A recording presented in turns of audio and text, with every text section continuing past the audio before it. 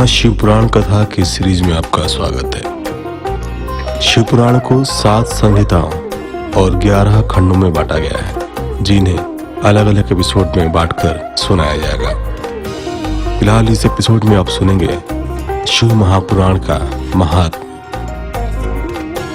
पहला अध्याय, सूत जी द्वारा शिव पुराण की महिमा का वर्णन। श्री शौनक जी ने पूछा, महाज्ञानी सूत जी, आप संपूर्ण सिद्धांतों के ज्ञाता हैं, कृपया मुझसे पुराणों के सार का वर्णन करें। ज्ञान और वैराग्य सहित भक्ति से प्राप्त विवेक की वृद्धि कैसे होती है तथा साधु पुरुष कैसे अपने काम क्रोध आदि विकारों का निवारण करते हैं। इस कलयुग में सभी जीव आसुरी स्वभाव के हो गए हैं, अतः कृपा करके मुझे ऐसा साधन बताइए जो कल्याणकारी एवं मंगलकारी हो तथा पवित्रता लिए हो। प्रभु, वह ऐसा साधन हो जिससे मनुष्य की शुद्धि हो जाए और उस निर्मल हृदय वाले पुरुष को सदैव के लिए शिव की प्राप्ति हो जाए। श्री सूत जी ने उत्तर दिया, शौनक जी, आप धन्य हैं, क्योंकि आपके मन में पुराण कथा को सुनने के लिए अपार प्रेम व लालसा है। इसलिए मैं तुम्हें परम उत्तम शास्त्र की कथा सुनाता हूँ। वत्स, संपूर्ण सिद्धांत से संपन्न, भक्ति को बढ़ाने वाला तथा शिव जी को संतुष्ट करने वाला अमृत के समान दिव्य शास्त्र है शिव पुराण। इसका पूर्व काल में शिव जी ने ही प्रवचन किया था।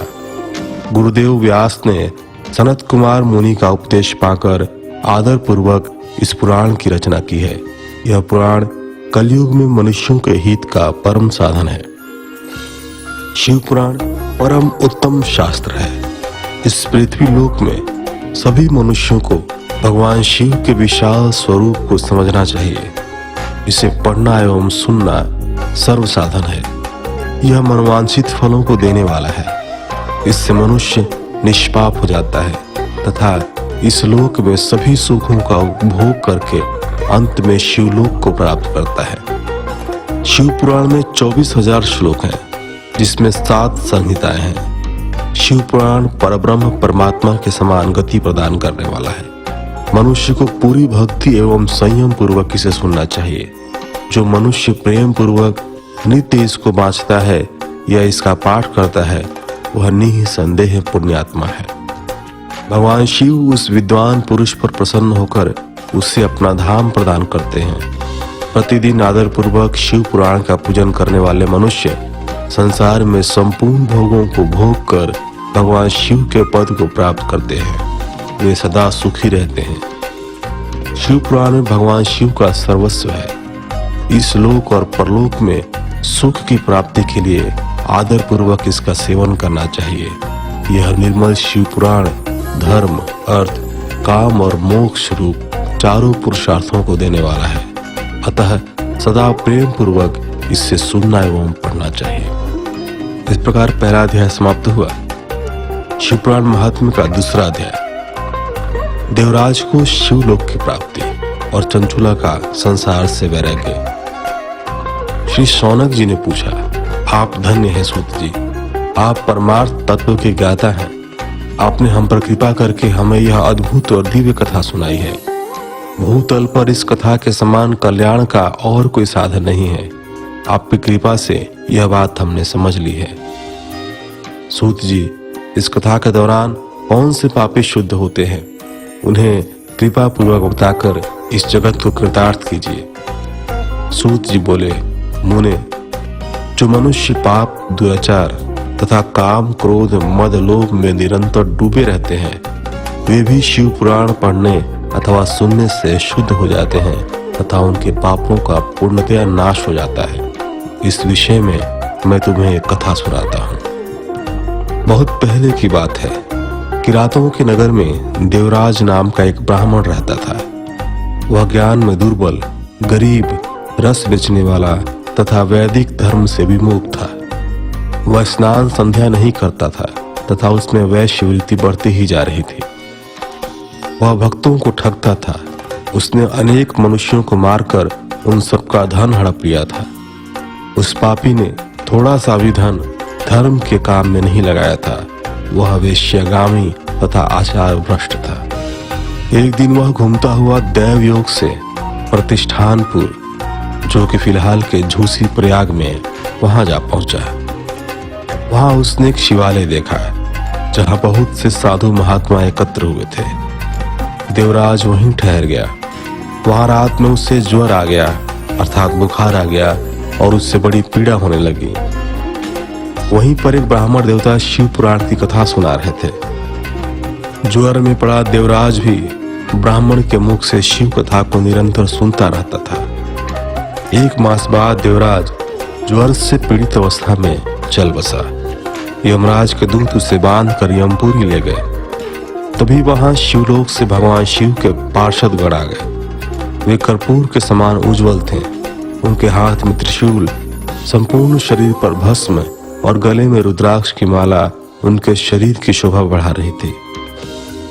उन्होंने यमराज के दूतों को मार पीट कर देवराज को यमदूतों के चंगुल से छुड़ा लिया, और वे उसे अपने अद्भुत विमान में बिठाकर जब कैलाश पर्वत पर ले जाने लगे तो यमपुरी में कोलाहल मच गया, जिसे सुनकर यमराज अपने भवन से बाहर आए।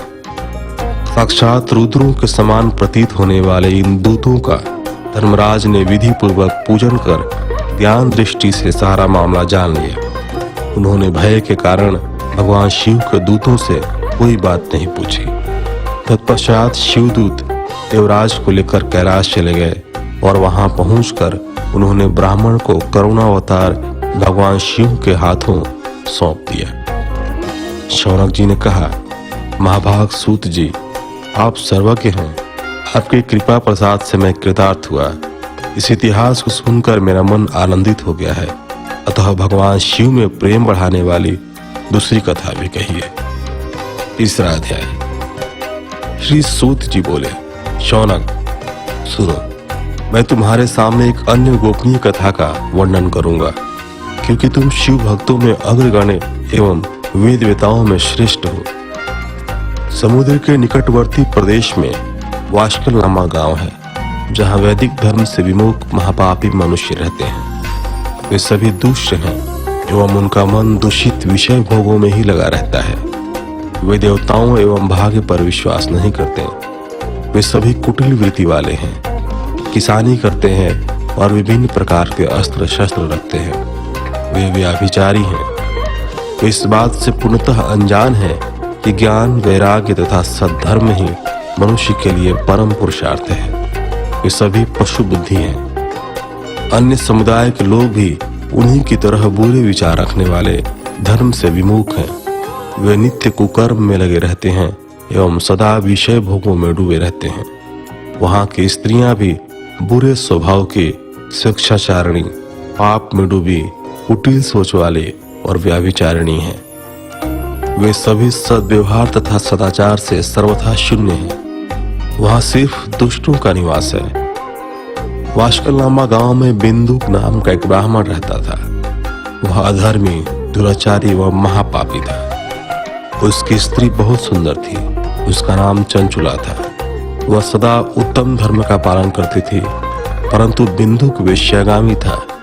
इस तरह कुकर्म करते हुए बहुत समय व्यतीत हो गया। उसकी स्त्री काम से पीड़ित होने पर भी स्वधर्म नाश के भय से क्लेश सहकर भी काफी समय तक धर्म भ्रष्ट नहीं हुई, परंतु आगे चलकर वह भी अपने दुराचारी पति के आचरण से प्रभावित होकर दुराचारिणी और अपने धर्म से विमुख हो गई। इस तरह दुराचार में डूबे हुए उन पति पत्नी का बहुत सा समय व्यर्थ बीत गया।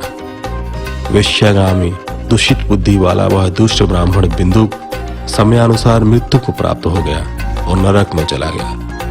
बहुत दिनों तक नरक के दुखों को भोग कर वह मूढ़ बुद्धि पापी विंध्य पर्वत पर भयंकर पिशाच हुआ। इधर उस दुराचारी बिंदुक के मर जाने पर वह चंचुला नामक स्त्री बहुत समय तक पुत्रों के साथ अपने घर में रहती रही।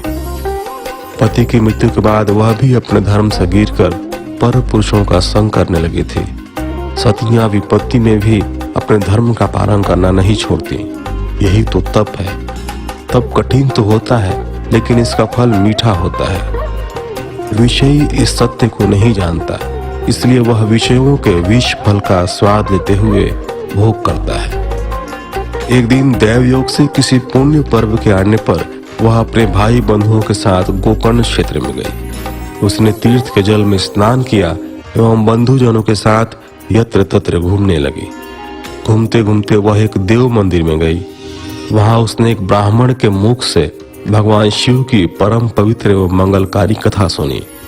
कथावाचक ब्राह्मण कह रहे थे, जो स्त्रियां व्यभिचार करती हैं वे मरने के बाद जब यमलोक जाती हैं तो यमराज के दूत उन्हें तरह तरह से यंत्रणा देते हैं। वे उसके कामांगों को तप्त लौह दंडों से दागते हैं। तप्त लौह के पुरुष से उसका संसर्ग कराते हैं। ये सारे दंड इतनी वेदना देने वाले होते हैं कि जीव पुकार पुकार कर कहता है कि अब वह ऐसा नहीं करेगा, लेकिन यमदूत उसे छोड़ते नहीं। कर्मों का फल तो सभी को भोगना पड़ता है। देव, ऋषि, मनुष्य सभी इससे बंधे हुए हैं। ब्राह्मण के मुख से यह वैराग्य बढ़ाने वाली कथा सुनकर चंचुला भय से व्याकुल हो गई। कथा समाप्त होने पर सभी लोग वहां से चले गए। तब कथा बांचने वाले ब्राह्मण देवता से चंचुला ने कहा, हे ब्राह्मण, धर्म को न जानने के कारण मेरे द्वारा बहुत दुराचार हुआ है। स्वामी, मेरे ऊपर कृपा कर मेरा उद्धार कीजिए। आपके प्रवचन को सुनकर मुझे इस संसार से वैराग्य हो गया है। मुझ मूढ़ चित्त वाली पापनी को धिक्कार है। मैं निंदा के योग्य हूँ। मैं बुरे विषयों में फंसकर अपने धर्म से विमुख हो गई थी। कौन मुझ जैसी कुमार्ग में मन लगाने वाली पापनी का साथ देगा? जब यमदूत मेरे गले में फंदा डालकर मुझे बांध कर ले जाएंगे और नरक में मेरे शरीर के टुकड़े करेंगे, तब मैं कैसे उन महायातनाओं को सहन कर पाऊंगी। मैं सब प्रकार से नष्ट हो गई हूँ, क्योंकि अभी तक मैं हर तरह से पाप में डूबी रही हूँ। हे ब्राह्मण, आप मेरे गुरु हैं, आप ही मेरे माता पिता हैं। मैं आपकी शरण में आई हूँ। मुझ अबला का अब आप ही उद्धार कीजिए। सूत जी कहते हैं, शौनक, इस प्रकार विलाप करती हुई चंचुला ब्राह्मण देवता के चरणों में गिर पड़ी। तब ब्राह्मण ने उसे कृपा पूर्वक उठाया। इस प्रकार तीसरा अध्याय समाप्त हुआ। अभी तक के 3 अध्यायों में जो आपने सुना, उन सभी बातों का कम शब्दों में अगर सारांश बताया जाए तो इसका अर्थ यह है कि महाज्ञानी सूत जी शौनक जी को शिव पुराण की महात्म्य बताते हुए यह समझाना चाहते हैं कि वे अभिचार करने वाले, दुराचार करने वाले पुरुष या स्त्री नरक लोक को जाते हैं, तथा जो लोग शिव की भक्ति करते हैं, जो लोग शिव पुराण का श्रवण करते हैं, उनका इन पापों से मुक्ति हो जाती है। वे सभी प्रकार के बंधनों से मुक्त होते हैं। उनका मन निर्मल हो जाता है। वे धर्म के पथ को अपनाते हैं। महाशिव पुराण कथा, चौथा अध्याय। चंचुला की शिव कथा सुनने में रुचि और शिवलोक गमन। ब्राह्मण बोले, नारी, तुम सौभाग्यशाली हो जो भगवान शंकर की कृपा से तुमने वैराग्यपूर्ण शिव पुराण की कथा सुनकर समय से अपनी गलती का एहसास कर लिया है। तुम डरो मत और भगवान शिव की शरण में जाओ। उनकी परम कृपा से तुम्हारे सभी पाप नष्ट हो जाएंगे। मैं तुम्हें भगवान शिव की कथा सहित वह मार्ग बताऊंगा जिसके द्वारा तुम्हें सुख देने वाली उत्तम गति प्राप्त होगी। शिव कथा सुनने से तुम्हारी बुद्धि शुद्ध हो गई है और तुम्हें पश्चाताप हुआ है तथा मन में वैराग्य उत्पन्न हुआ है। पश्चाताप ही पाप करने वाले पापियों के लिए सबसे बड़ा प्रायश्चित है। पश्चाताप ही पापों का शोधक है। इससे ही पापों की शुद्धि होती है। सत्पुरुषों के अनुसार पापों की शुद्धि के लिए प्रायश्चित पश्चाताप से ही संपन्न होता है। जो मनुष्य अपने कुकर्म के लिए पश्चाताप नहीं करता वह उत्तम गति प्राप्त नहीं करता, परंतु जिसने अपने कुकृत्य पर हार्दिक पश्चाताप होता है वह अवश्य उत्तम गति का भागीदार होता है। इसमें कोई शक नहीं है। शिव पुराण की कथा सुनने से चित्त की शुद्धि एवं मन निर्मल हो जाता है। शुद्ध चित्त में ही भगवान शिव एवं पार्वती का वास होता है। वह शुद्धात्मा पुरुष सदा शिव के पद को प्राप्त होता है।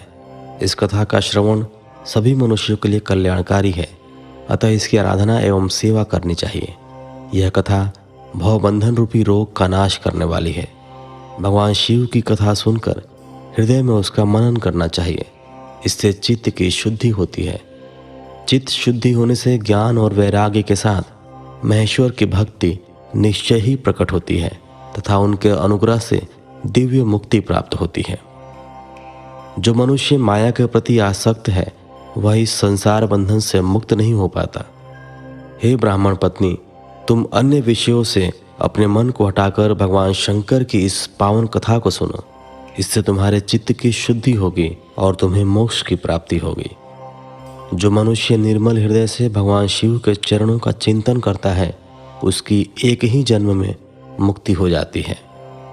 सूत जी कहते हैं, शौनक, यह कहकर वे ब्राह्मण चुप हो गए। उनका हृदय करुणा से भर गया। वे ध्यान में मग्न हो गए। ब्राह्मण का उक्त उपदेश सुनकर चंचुला के नेत्रों में आनंद के आंसू छलक आए। वह हर्ष भरे हृदय से ब्राह्मण देवता के चरणों में गिर गई और हाथ जोड़कर बोली, मैं कृतार्थ हो गई। हे ब्राह्मण, शिव भक्तों में श्रेष्ठ स्वामी, आप धन्य हैं। आप परमार्थदर्शी हैं और सदा परोपकार में लगे रहते हैं।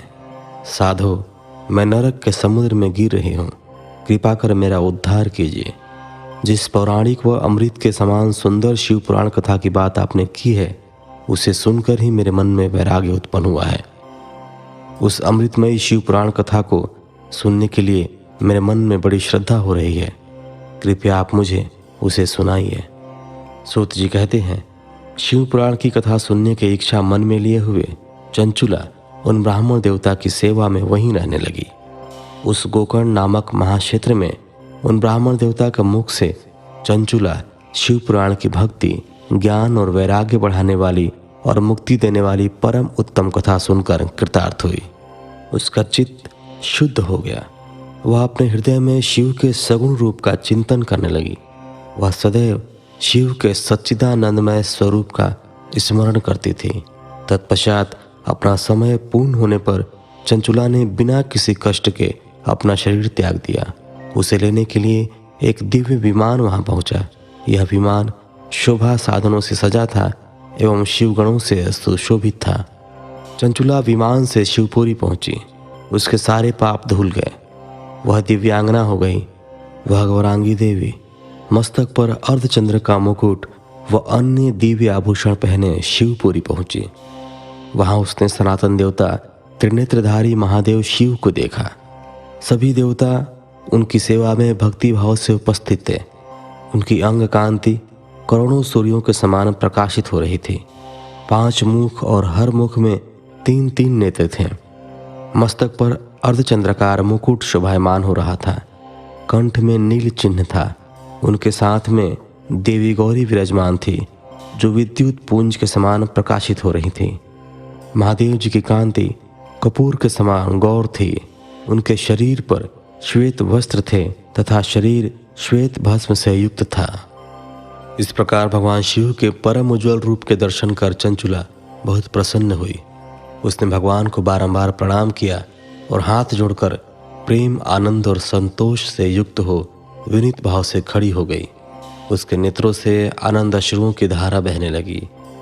भगवान शंकर एवं भगवती गौरी उमा ने करुणा के साथ सौम्य दृष्टि से देखकर चंचुला को अपने पास बुलाया। गौरी उमा ने उसे प्रेम पूर्वक अपनी सखी बना लिया।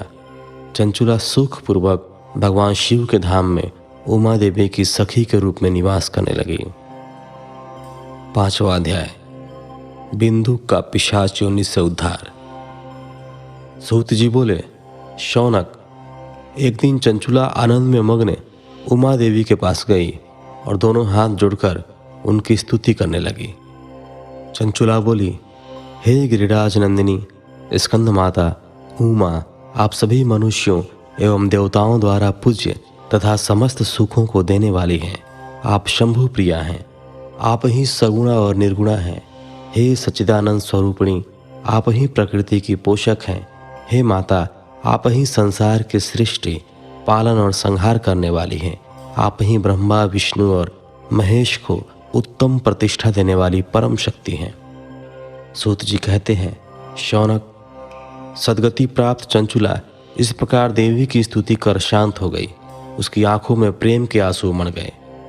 तब शंकर प्रिया भक्त वत्सला उमा देवी ने बड़े प्रेम से चंचुला को चुप कराते हुए कहा, सखी चंचुला, मैं तुम्हारी स्तुति से प्रसन्न हूँ।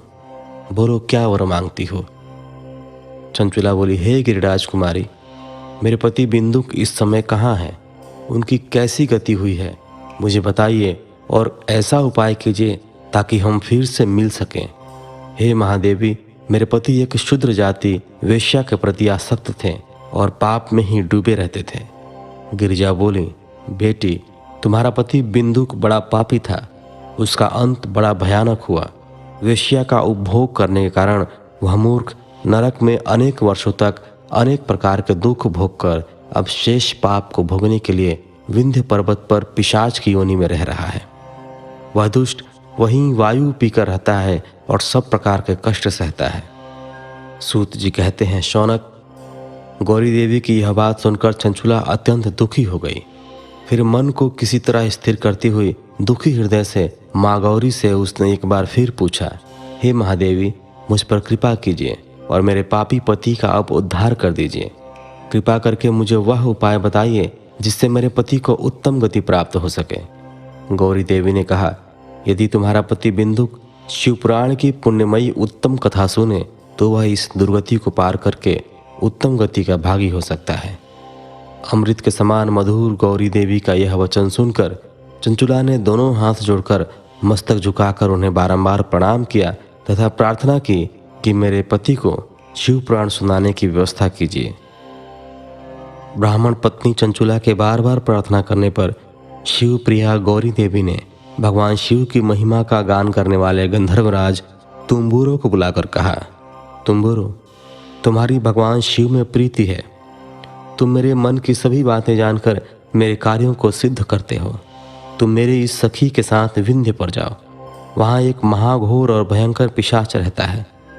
पूर्व जन्म में वह पिशाच बिंदुक नामक ब्राह्मण मेरी सखी चंचुला का पति था। वह वेश्यागामी हो गया। उसने स्नान, संध्या आदि नित्य कर्म छोड़ दिए। क्रोध के कारण उसकी बुद्धि भ्रष्ट हो गई। दुर्जनों से उसकी मित्रता और सज्जनों से द्वेष बढ़ गया था। वह अस्त्र शस्त्र से हिंसा करता, लोगों को सताता और उनके घरों में आग लगा देता था। चांडालों से दोस्ती करता, वह रोज वेश्या के पास जाता था। पत्नी को त्याग कर दुष्ट लोगों से दोस्ती कर उन्हीं के संपर्क में रहता था। वह मृत्यु तक दुराचार में फंसा रहा। मृत्यु के बाद उसे पापियों के भोग स्थान यमपुर ले जाया गया। वहाँ घोर नरकों को सहकर इस समय वह विंध्य पर्वत पर पिशाच बनकर रह रहा है और पापों का फल भोग रहा है। तुम उसके सामने परम पुण्यमयी पापों का नाश करने वाली शिव पुराण की दिव्य कथा का प्रवचन करो। इस कथा को सुनने से उसका हृदय सभी पापों से मुक्त होकर शुद्ध हो जाएगा और वह प्रेत योनि से मुक्त हो जाएगा। दुर्गति से मुक्त होने पर उस बिंदुक नामक पिशाच को विमान पर बिठाकर तुम भगवान शिव के पास ले आना। सूत जी कहते हैं, शौनक, माँ उमा का आदेश पाकर गंधर्वराज तुम्बुरो प्रसन्नतापूर्वक अपने भाग्य की सराहना करते हुए चंचुला को साथ लेकर विमान से पिशाच के निवास स्थान विंध्य पर्वत गया। वहां पहुंचकर उसने उस विकराल आकृति वाले पिशाच को देखा। उसका शरीर विशाल था, उसकी ठोड़ी बड़ी थी। वह कभी हंसता, कभी रोता और कभी उछलता था। महाबली तुम्बुरो ने बिंदुक नामक पिशाच को पाशों से बांध लिया। उसके पश्चात तुम्बुरो ने शिव पुराण की कथा वाचने के लिए स्थान तलाश कर मंडप की रचना की। शीघ्र ही इस बात का पता लोगों को चल गया कि एक पिशाच के उद्धार हेतु देवी पार्वती की आज्ञा से तुम्बुरो शिव पुराण की अमृत कथा सुनाने विंध्य पर्वत पर आए हैं। उस कथा को सुनने के लोभ से बहुत से देवर्षि वहां पहुंच गए। सभी को आदरपूर्वक स्थान दिया गया। पिशाच बिंदु को पाशों में बांधकर आसन पर बिठाया गया और तब तुम्बुरो ने परम उत्तम शिव पुराण की अमृत कथा का गान शुरू किया। उसने पहली विद्येश्वर संहिता से लेकर 7वीं वायु संहिता तक शिव पुराण की कथा का स्पष्ट वर्णन किया। 7 संहिताओं सहित शिव पुराण को सुनकर सभी श्रोता कृतार्थ हो गए।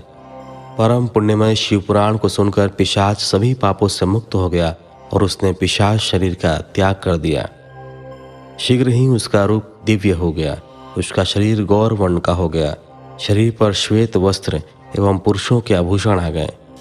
इस प्रकार दिव्य देहधारी होकर बिंदुक अपनी पत्नी चंचुला के साथ स्वयं भी भगवान शिव का गुणगान करने लगा। उसे इस दिव्य रूप में देखकर सभी को बहुत आश्चर्य हुआ। उसका मन परम आनंद से परिपूर्ण हो गया। सभी भगवान महेश्वर के अद्भुत चरित्र को सुनकर कृतार्थ हो उनका यशोगान करते हुए अपने अपने धाम को चले गए। बिंदुक अपनी पत्नी चंचुला के साथ विमान में बैठकर शिवपुरी की ओर चल दिया। महेश्वर के गुणों का गान करते हुए बिंदुक अपनी पत्नी चंचुला एवं तंबूरा के साथ शीघ्र ही शिवधाम पहुंच गया। भगवान शिव एवं देवी पार्वती ने उसे अपना पार्षद बना लिया। दोनों पति पत्नी सुखपूर्वक भगवान महेश्वर एवं देवी गौरी के श्री चरणों में अविचल निवास पाकर धन्य हो गए। अगले एपिसोड में आपको छठा अध्याय, जिसमें शिव पुराण के श्रवण की विधि बताई गई है,